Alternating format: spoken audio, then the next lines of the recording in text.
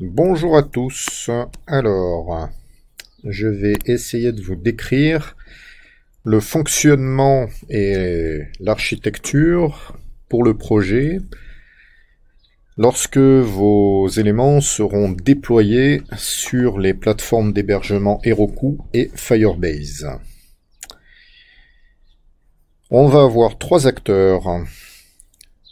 La plateforme Heroku, d'une part, la plateforme Firebase, et vous aurez votre plateforme, ici le client, qui va avoir un navigateur web.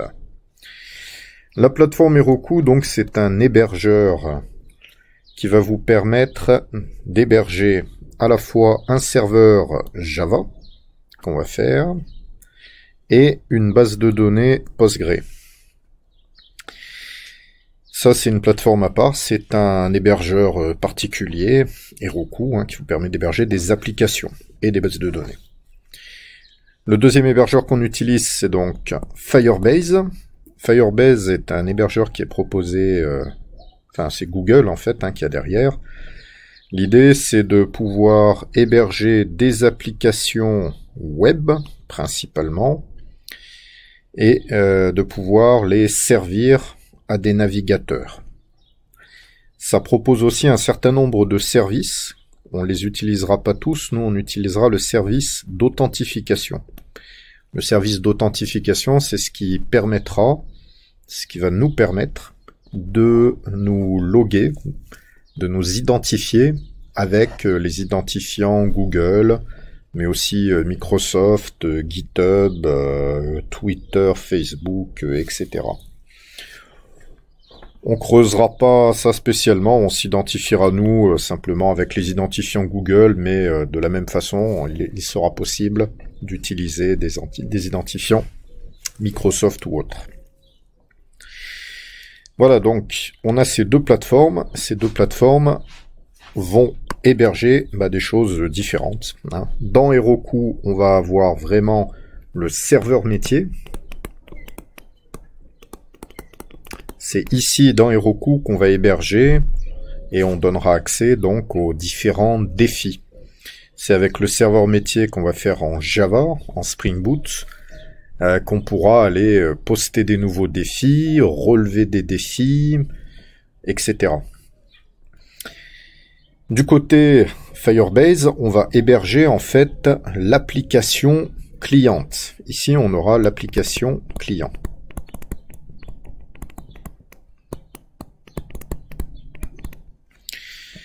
L'application client, donc, on va la réaliser avec Angular.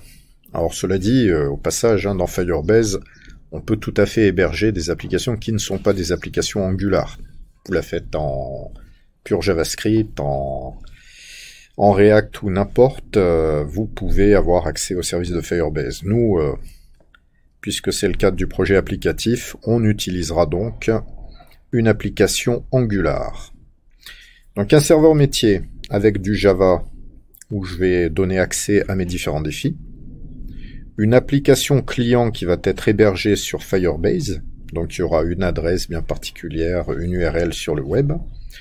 Et vous, le client, enfin l'utilisateur, lui, il arrivera avec un navigateur web. Qu'est-ce qui va se passer donc avec son navigateur web? Hop, je fais un petit peu de place. Avec son navigateur web, l'utilisateur, il va saisir l'URL, donc HTTP, nanana, quelque chose, et il va demander l'application client au serveur d'application Firebase. Ici, il va faire donc un GET, HTTP GET, avec son URL. Firebase, ici, propose donc un serveur HTTP, il offre un serveur HTTP. C'est lui qui héberge l'application. Et donc, Firebase va renvoyer ici l'application. Donc, l'application, ça va être du HTML, du CSS, du JavaScript. Le résultat, tout ça, ça sera le résultat de la compilation de votre client.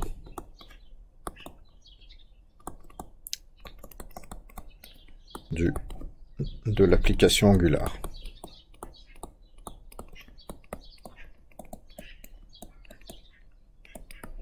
Angular, on va le compiler.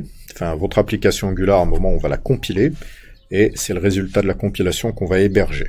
Le résultat de la compilation, ce sont des fichiers HTML, CSS et JavaScript.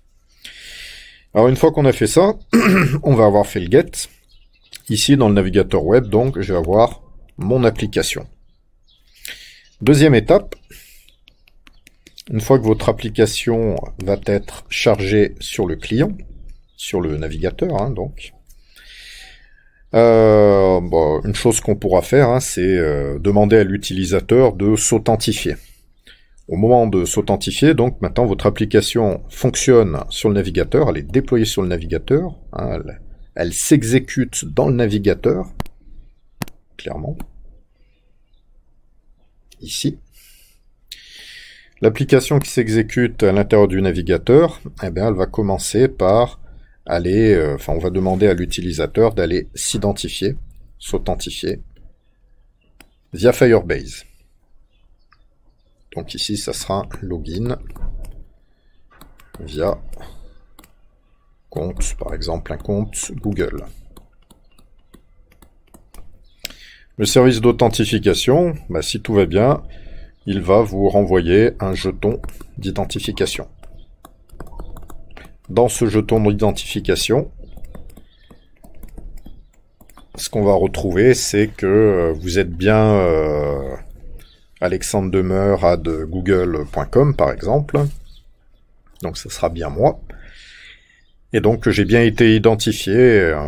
Le service d'authentification va assurer le client, ici l'application web, va assurer l'application web que j'ai bien un compte chez Google, dont voici l'identifiant. Éventuellement avec ça on pourra récupérer un nom, un prénom, une photo de profil, des choses comme ça. Une fois que j'aurai été bien identifié, ici, donc à ce moment-là, si j'ai la photo de profil, on pourra l'afficher dans le client, par exemple, hein, dans l'application. L'application, qui fonctionne sur le navigateur, va faire une requête, par exemple, pour aller demander la liste des défis. Comment demander la liste des défis?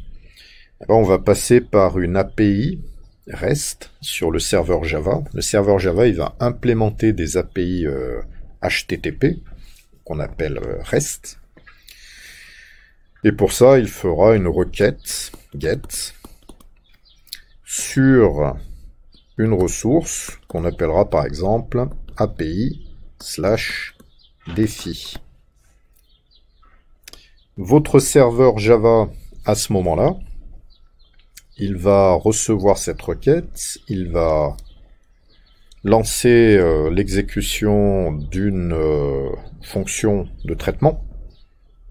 Ça va être géré par Spring Boot. Spring Boot va lancer une fonction particulière qui sera liée à cette requête-là. Et dans votre fonction, ce que vous ferez, c'est faire une requête à la base de données SQL pour obtenir l'ensemble des défis qui nous intéressent. Donc la base SQL va renvoyer un résultat. Ce résultat, il faudra l'analyser et en extraire quelque chose, enfin la liste des défis, hein, la mettre en forme et la renvoyer. Donc renvoyer une réponse HTTP, hein, si ce sera la réponse HTTP, avec, qui va contenir, hein, qui contient les défis.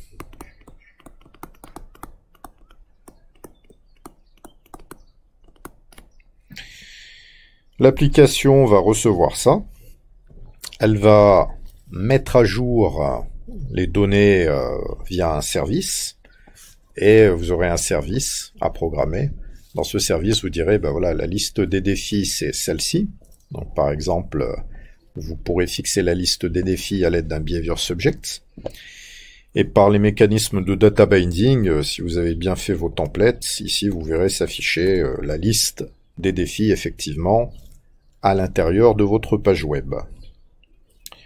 Voilà. Voilà comment ça fonctionne lorsque vous êtes en mode de production, c'est-à-dire vous avez déployé votre code sur Firebase, sur Heroku, et qu'un utilisateur via son navigateur web, va venir demander votre application qui est stockée dans Firebase, et cette application va interroger le serveur métier qui est le serveur Heroku. Donc vous avez bien ces trois entités.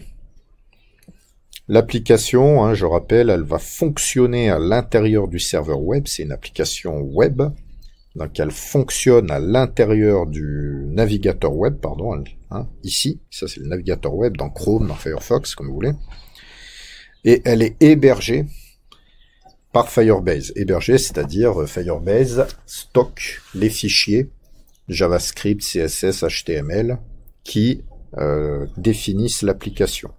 Mais l'application, elle est exécutée par le navigateur. Voilà. Voilà, ça c'est donc lorsque vous avez le code qui est complètement déployé. Et on va voir dans une autre vidéo comment ça se passe lorsque vous êtes en mode développement et que vous ne voulez pas systématiquement déployer votre code sur Heroku et Firebase. Mais déployer son code sur Heroku et Firebase, c'est quelque chose qu'il faudra faire.